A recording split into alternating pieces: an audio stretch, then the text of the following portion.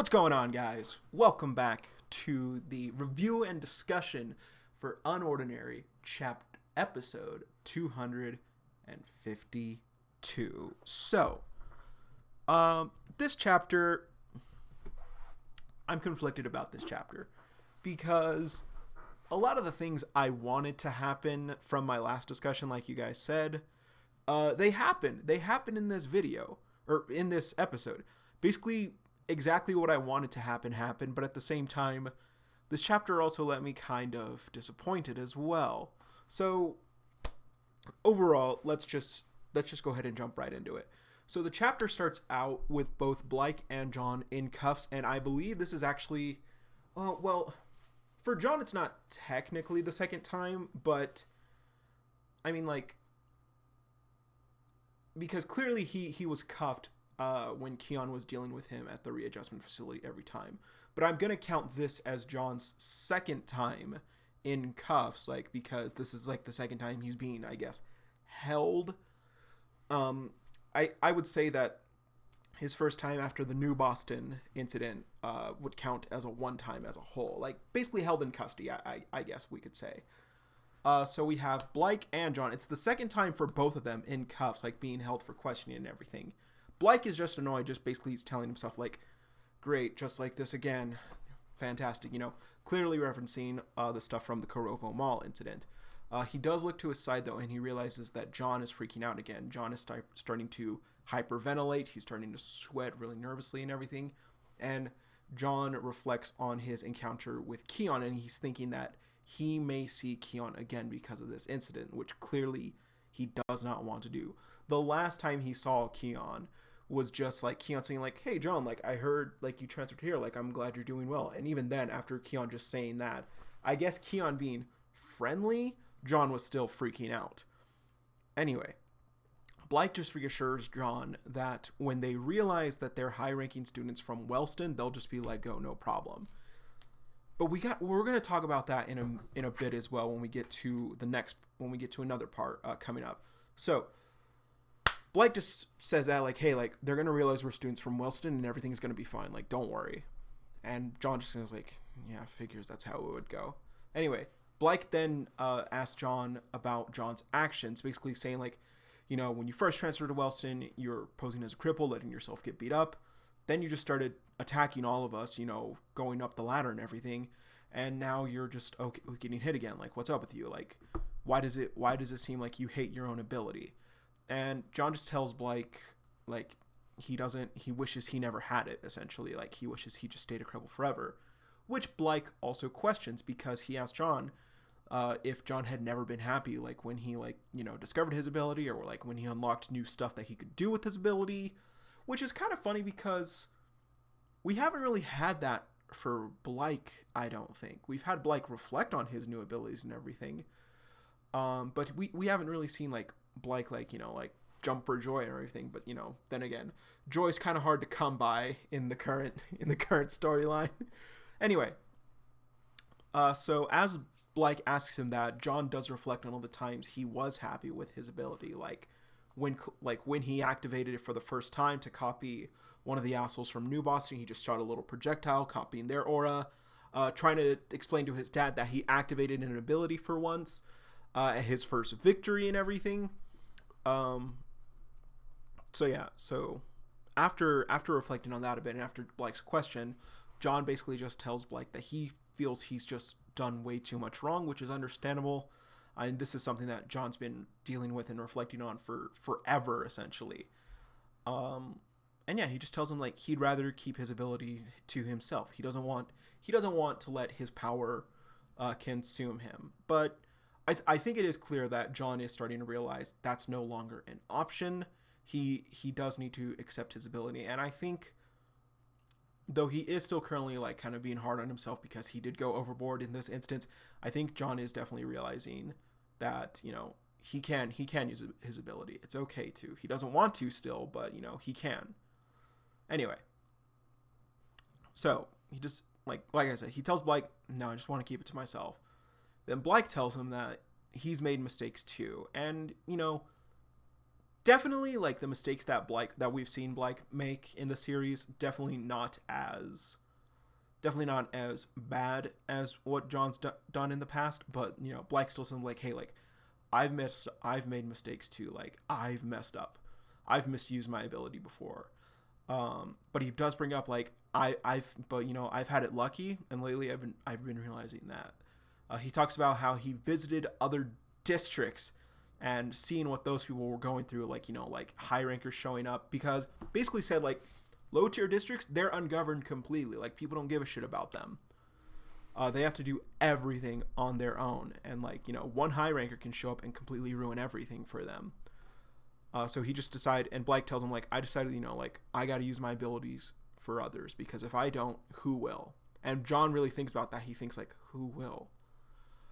So immediately after Blyke mentions that, though, John does ask why Blyke was in other districts, especially since they have the Wellston curfew to deal with. And Blyke immediately realizes that he fucked up bad. Like, he was like, oh shit, like, oh my god.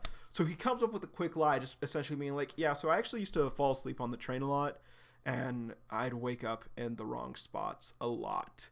And John just immediately realizes that, like, dude, like, you're lying. And meanwhile, Blyke's just like, holy shit, I hope he fell for that. Like, I hope he buys that. Please don't ask questions. Like, I don't want to talk about it. So this is the part. So the security woman returns, and she says, hey guys, like, you know, we got the report for today. Like, you guys are free to go. That's fucking suspicious as shit. That's really suspicious. So she lets them go, takes the handcuffs off. They walk out of the office. And that's suspicious to me, because I feel like Uru would show us them being questioned at some point, or even being asked at least just one question. Like, hey, tell us what happened, or blah, blah, blah. Like, you know, like, fill us in on your side of the story and everything. But no, we didn't get that whatsoever. And what's also suspicious as well is, like Blyke said earlier, once they see we're high-ranking students from Wellston, once they see that we outrank these guys, and, you know, we're also from Wellston, the most prestigious academy, like, in the region, we'll be good. Like, that was brought up for a reason, and it's also never mentioned whatsoever. So the fact that it wasn't mentioned leads me to believe that the security people didn't know whatsoever, or they probably didn't care. So the fact that they're just being let go, like, it speaks to me that that him and John weren't questioned whatsoever. So I do think it's highly possible that this situation with the Rowden Royals is just getting swept under the rug. You know, later in a few chapters from now, you know, Headmaster Vaughn might be like, John, Blyke, like, what happened? Like, I heard you guys kind of went on a rampage at Rowden. Like, what's the deal there? And, you know, clearly I don't think Vaughn would believe that. But, you know, like, he might know that, hey, no, something's up. Like, I know Blyke wouldn't do that, and John's been being better lately, so he might have, but I don't think he did. So, I don't know, it's just really suspicious to me that they were just let go, and that Uru didn't show us them being questioned even once. Like, not even, like, you know, security woman leaving at the beginning of the chapter, like, okay, we'll be back in a second. Like, nothing like that whatsoever. So, that situation, that's suspicious as shit. But yeah. So anyway. So, after that, they walk out of the service center, basically, and lady tells them, like, hey, like, keep out of trouble. And Blyke reflects on that. She's like, she's telling us to keep out of trouble, but, like, those fucking assholes are the ones who started it. Like, they didn't even get their tickets revoked. Like, this is bullshit.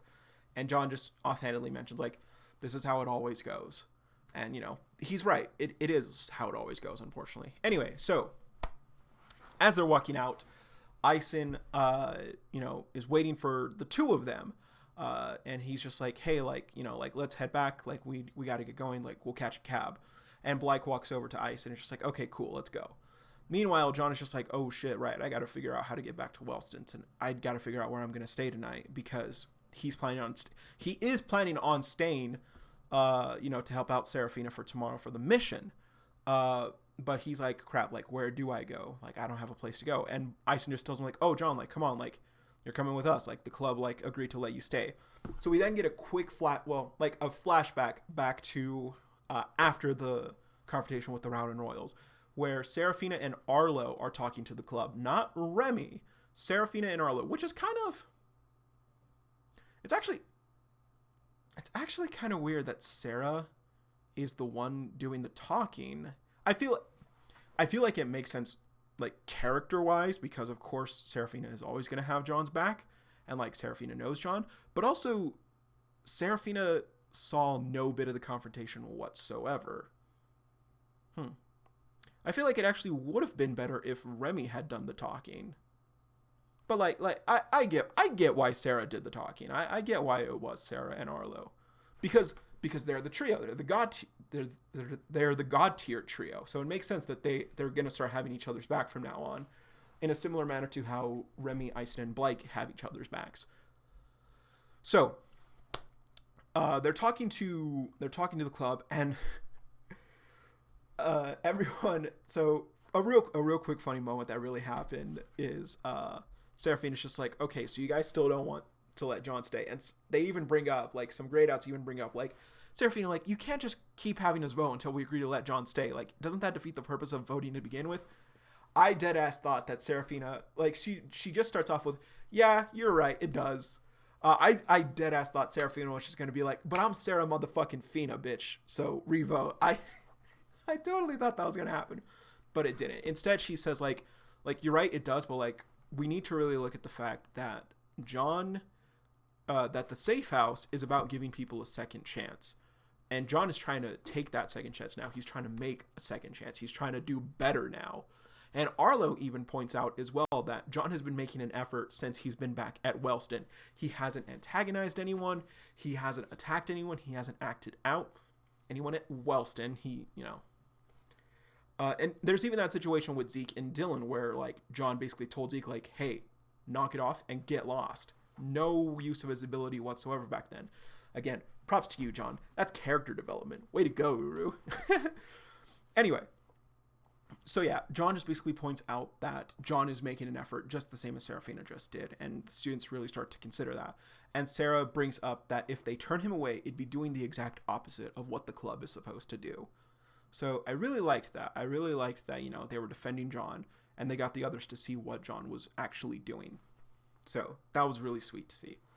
So the three of them, John, Blyke, and Eisen, they arrive back to the hotel, and everyone's eating dinner. We quickly get a shot of Dylan explaining detailing the fight to everyone, just being total fanboy, like, yeah, Blyke was, like, clean sweeping, like, he was royal flushing the Rowden Royals, and John was, like, helping him out from the side, like, giving him advice and everything. It was so cool. But then those douchebag Royals, they got a sneak attack on Blyke, and then John was like, all right, game on, and he wiped the floor with them, and it was really cool. It was really cool to see, like, Dylan freaking out, like, I'm glad that John now has, like, an Evie. Like, I'm gonna be honest. It's nice that, like, John helped out Dylan. It's nice that, like, Dylan is kind of becoming a reoccurring character for John, similar to how Evie was for Serafina. But I'm pretty sure John doesn't give a shit about Dylan. Like, let's be real.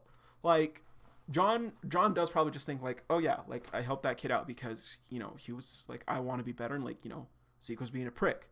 So, but, like, at the end of the day, like, I'm pretty sure John doesn't consider Dylan a friend like Serafina does Evie. So, yeah, but it's nice that, like, John has his own little like, low tier fanboy now. So yeah, it's really funny. It's really funny, and it's really sweet. So he's detailing the fight, and Evie's there. You know, there's a bunch of grayed out students in the back, but even at least it seems Terrence was also amazed by John, and I'm sticking to this. I'm pretty sure Terrence was actually like, holy crap, like, wait, John actually did this?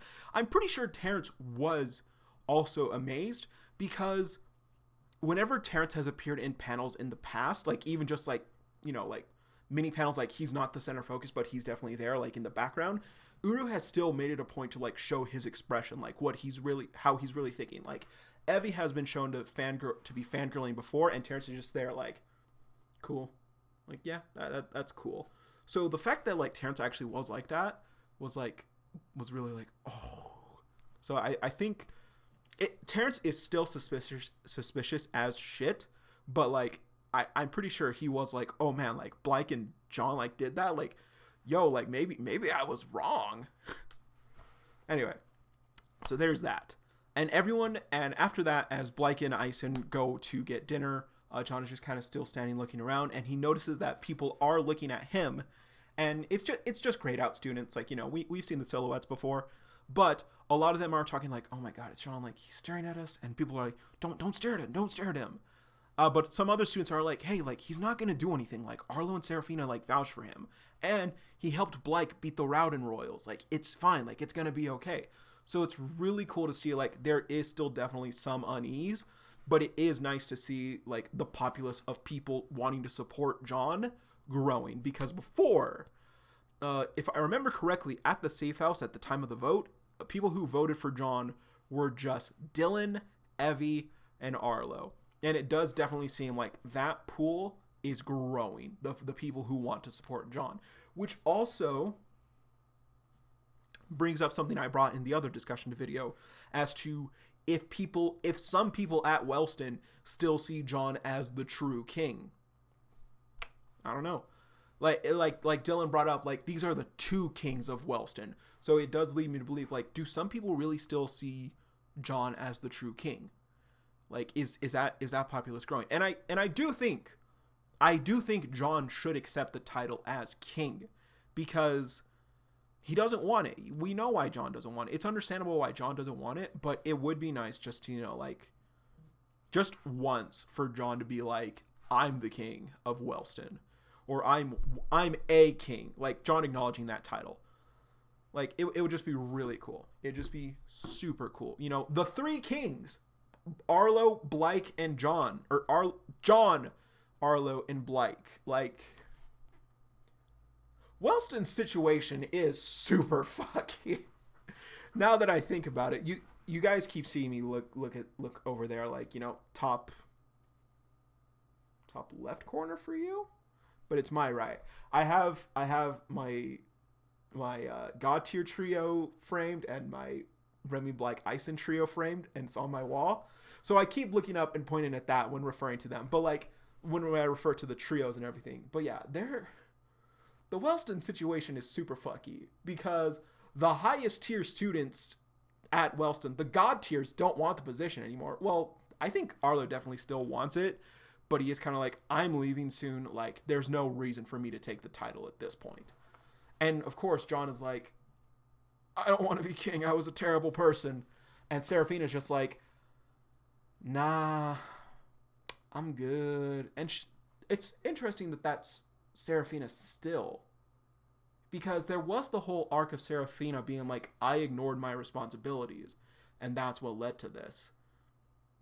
But she still is kind of, now granted, Serafina has a lot of other shit going on, so she can't be queen. And also there is the thing of her ability also not being back 100%. Serafina gets her ability back 100% before the 4th year. Her and John become actual full-on king and queen of Wellston? Maybe? That'd be cool. I'm rambling about stuff that doesn't matter. So yeah, so students, you know, some students are still uneasy about John, but others are like, no, it's fine. Like, he helped out. It's all going to be cool. It's all going to be peaches and gravy.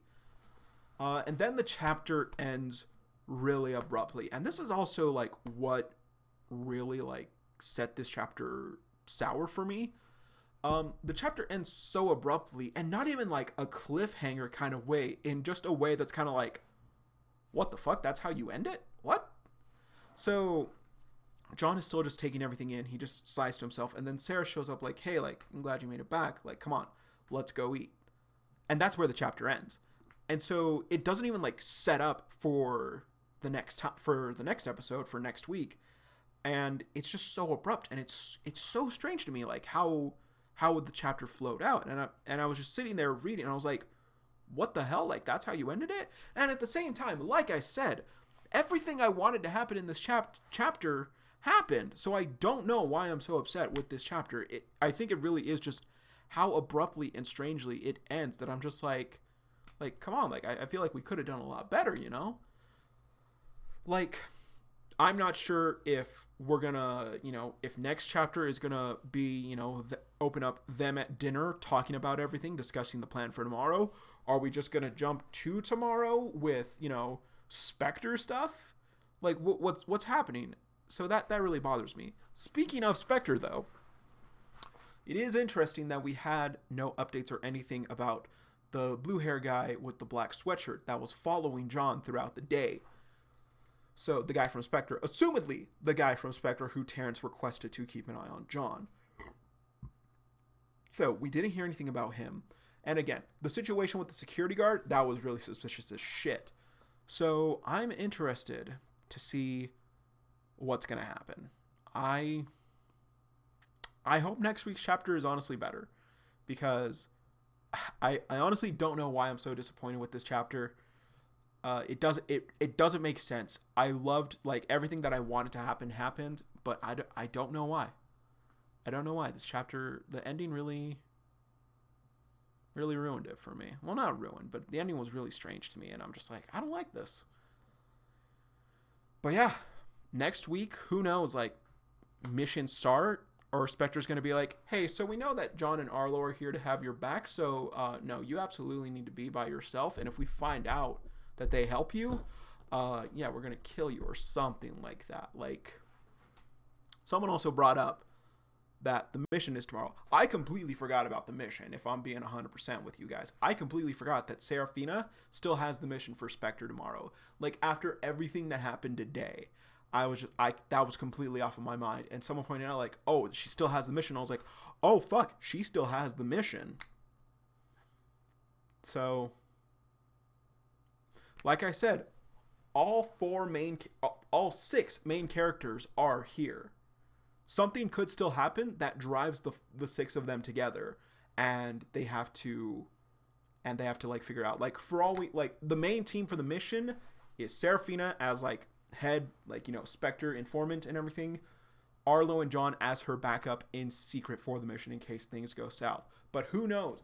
Remy, Blyke, and Ison could still definitely be pulled in. Like I said, this is I'm fairly positive this is the first time that all 6 main characters have been gathered together in one location like this, on this scale. So I definitely think something major could still happen on the mission. That's just me. But yeah, that's it for this review. Overall, this chapter wasn't bad. This chapter was not bad whatsoever. I knew this chapter was going to be a discussion chapter. I knew this chapter was going to be an info dump chapter. It's just really strange how it ends that I don't like. So I'm going to give this chapter... I'm going to give this chapter a 7.5 out of 10. I think it's still really cool. Like I said, I should be pleased with this chapter. But that ending really just... That ending is super weird. And maybe there's something else that I'm not even thinking of right now that's also like I don't like about this chapter. It's just, I don't know. It's weird. But overall, Uru, like, this was still a good chapter. Like, despite me being disappointed with the ending, like, this chapter is still really good. Like, what I wanted to happen, like, what I assumed would happen, happened. So, yeah. 7.5 out of 10. And next week, I have no fucking idea what's going to happen. For all we know, Uru's just going to be like, hey, Monday at Wellston Academy during school hours. And we're just like, what? And, we're in Serafina's bedroom, and it's just like, okay, so here, like, that mission was pretty crazy, but we got some good intel, blah, blah, blah, blah, blah. Or, Serafina with Spectre headquarters after school or something, just like, so Serafina, your mission was pretty successful. I really hope you don't do that, Uru. Like, I really hope you don't waste the opportunity of having all 6 main characters. Like something big did happen during the trip to Rowden. Like, that, I can't say something big didn't happen, because this fight with Blyke and John kind of fighting together, like, let's be real, like, it was really more like Blyke versus the Rowden Royals, then John versus the Rowden Royals. Like, I don't necessarily know if that's actually teamwork. I don't know. What do you guys think about that? Is that technically teamwork? Because I honestly do think if it's up to me, for my opinion, I do think it definitely was a 1v4 for both instances. Because John gave Blyke advice and Blyke took it out of necessity. But then once John stepped in, Blyke didn't do a single thing until he was about to try and stop John. So yeah. But yeah, Uru, I feel like something big definitely could still happen, and I hope something big definitely still happens. Because who knows when the next time all 6 are going to be in one place together, or all 6 could potentially do something together, you know? Man. Anyway, that's going to be it for today. I hope you guys look forward to next week's chapter, because I certainly am hoping for something better than we got this week. But yeah, 7.5 out of 10 chapter. Really good. I'm glad the conversations that did happen happened. And until next time, you guys, I hope you enjoyed. Take care, and as always, see you, Space Cowboy.